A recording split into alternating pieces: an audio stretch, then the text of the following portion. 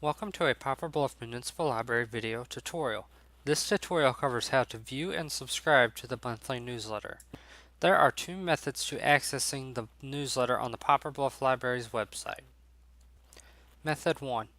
Scroll down past the New Books at the Library section and click the newsletter box. This will direct you to the event newsletter. Method 2. Go to the Classes and Event tab on the menu bar.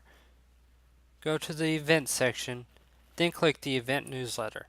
This will take you to the Event Newsletter section. To view the newsletter, go to the newsletter that you want to read and click within the circle with the broken box to open it up in full screen. Here, you will be able to zoom and read different sections. If you click to this arrow here, it'll be able to turn around and read what's on the back of the newsletter. To exit, go to the bottom right-hand corner and click the inverted broken box.